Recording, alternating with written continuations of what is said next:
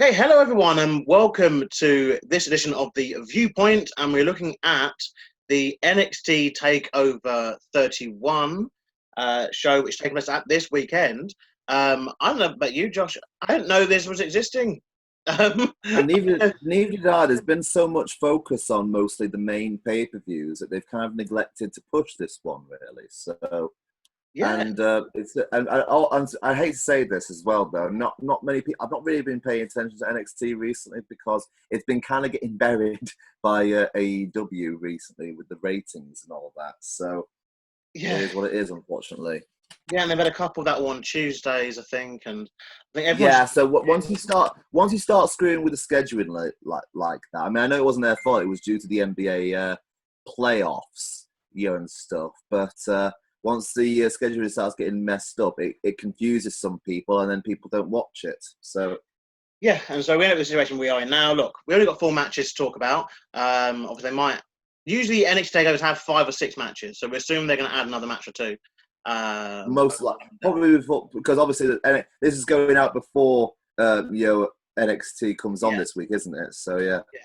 So but we're predict for the 4 that we've got, and don't worry, Porter. He's currently stuck in escape room in Chelmsford, so he will be giving his predictions later. He'll have a video later on if he escapes from that, of course.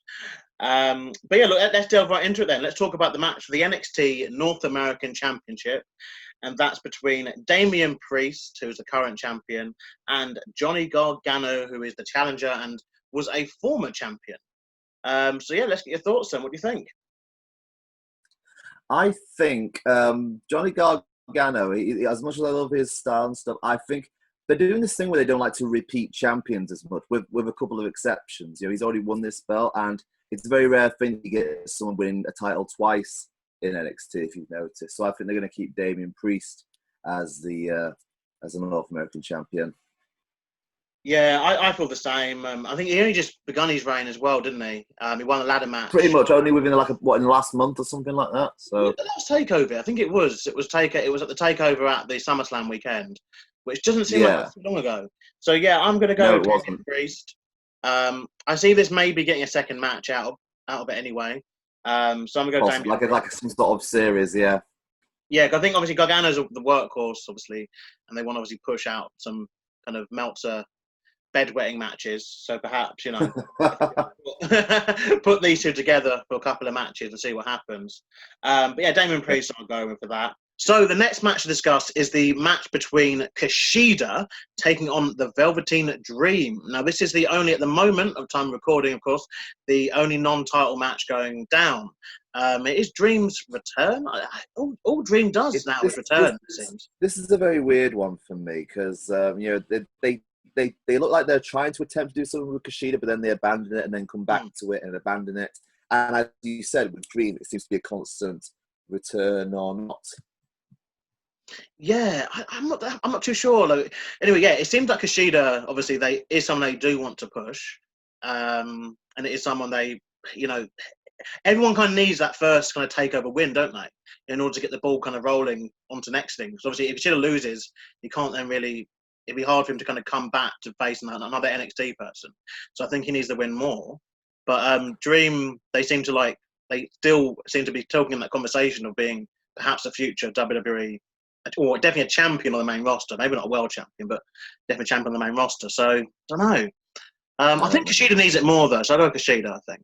Yeah, here's the thing. Even though earlier this year, there's the whole, I'm not going to go into it, but there was the whole allegations thing. Now, even though Dream's been cleared of it, every time someone gets into a tabloid or some sort of thing like that, even if they did it or not, WWE likes to punish people for things, for even getting into the news. So I don't think Dream's going to win this one. So for that reason alone, I think Kushida for the win.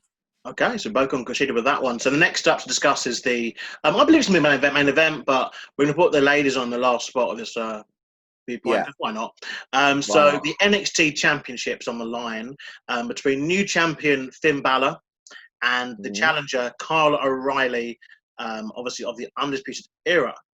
Now, this comes with a few caveats that it's been talked about and discussed that Adam Cole may be moving to the main roster. Yeah, that's the route with the draft coming up and all. So yeah, the draft. Obviously, this is why as well. This NXT Takeover is in a really crucial position because obviously that Friday night, next Friday night, sorry, on SmackDown is going to be the day one of the draft, concluding on Monday Night Raw the following week.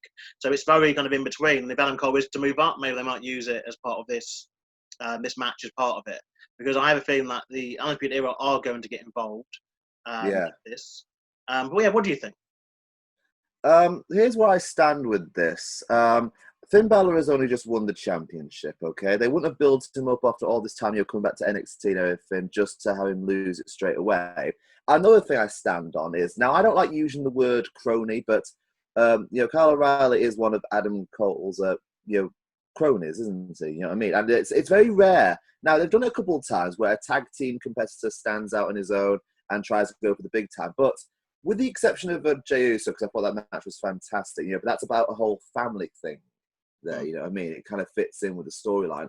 I just don't see how Kyle O'Reilly can suddenly, put his hand up and say, "Oh, I'm here, let me have it," and and then to give it to him. So I don't think Kyle O'Reilly's going to win this. So that's why I picked Finn Balor to win it. So there's going to be some sort of interruption or thing, but I think Finn Balor's going to win. Yeah, I find it very odd because I would have favoured Roderick Strong to be the person getting the singles title shot. Because at least he's had the experience with singles runs. Yeah, yeah. And I mean, it is very odd that they've done this. Obviously, the NXT roster's a bit thin on the ground right now. So, I understand that's why it is. Just to be different, because I think obviously we've agreed on like the first two on this. I believe we're going to agree with the women's one later on.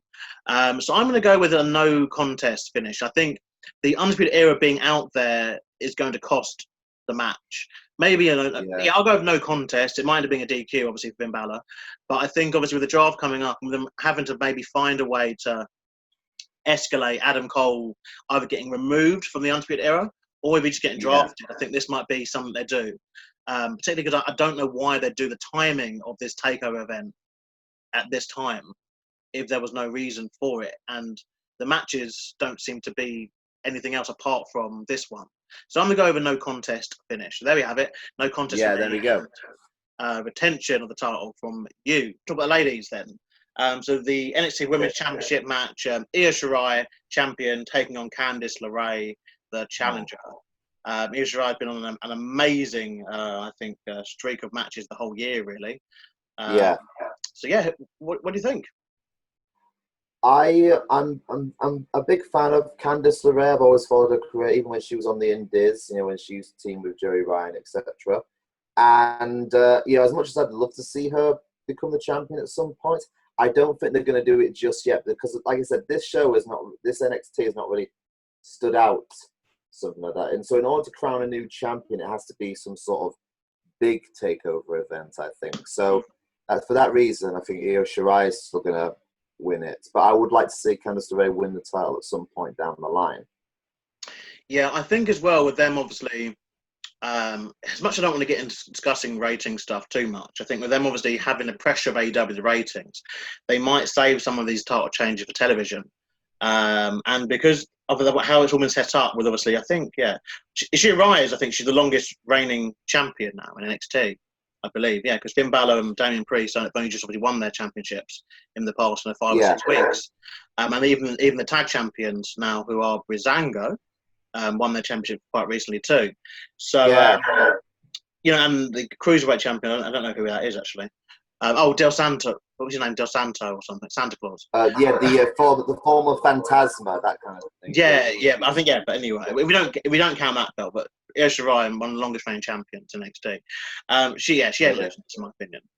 She's a fantastic talent, and I think, like Candice LeRae, maybe down the line, but for this takeover's purposes, it's very house showy, Kind of, yeah. It's very house showy, and I just don't know.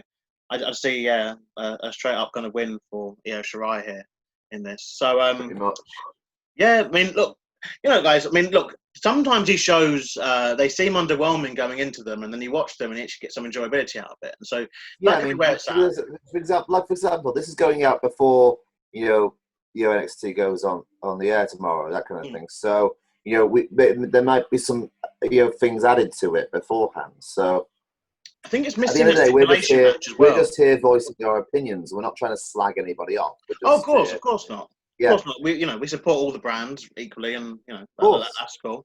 I think maybe they added like a stipulation match, perhaps. Like I don't know, because they've even Possibly. they had a cage match a few weeks ago on normal NXT, so it just feels a bit like now we're having a takeover with just 4 singles matches. But Exactly so. yeah. But anyway, that's our predictions in. Like we said, Porter, if he escapes escape room, he'll have his at the end of this video. And anyway, some exciting news though to tell the channel. As next week we are starting our long-awaited news show. And what are we to start it in? Because we're starting it in the week where we're going to have the WWE draft, following NXT Takeover 31. And on our road now, I guess, towards Hell in a Cell and Survivor Series and tables, ladders, and chairs. Oh my! Anyway, thank you for joining us, Champagne Charlie. It's always been a pleasure. As always, yes. We shall see you all next week for the debut edition of the Gorilla Press News Show. Until then, everyone, take care. Thank you. Goodbye. Bye-bye. Hey, what's up, guys? It is Jazzy Josh here, and I am giving you my predictions for the Viewpoint. So first up, we've got Kushida versus Velveteen Dream. With this one, I've really got to give it to Kushida because he's had this mean streak going on. Then again, so has Velveteen Dream, but I think him coming back from injury and suddenly having this rival with Velveteen Dream, I think Kushida's going to take this one. Next up, we have the NXT Championship match with Finn Balor defending against Kyle O'Reilly. As much as I'd like to see Kyle O'Reilly with the belt at some point in the near future, I think it's Finn Balor. I think he's going to have a nice, lengthy run with the NXT title. Next up, we've got the women's title. That's Io Shirai defending against Candice LeRae. I think Io will keep it. However, Candice would be the prime contender to take it from Shirai. This whole new heel turn, she's not won the NXT title yet that I can remember, so seeing her with the title during her heel run would not hurt one bit. Next up, we have the North American Championship match, Damian Priest versus Johnny Gargano. I think Gargano's going to get squashed, if I'm honest, and I think Damian Priest is going to take this one with ease. So those are my predictions for NXT TakeOver 31. Take it easy, guys.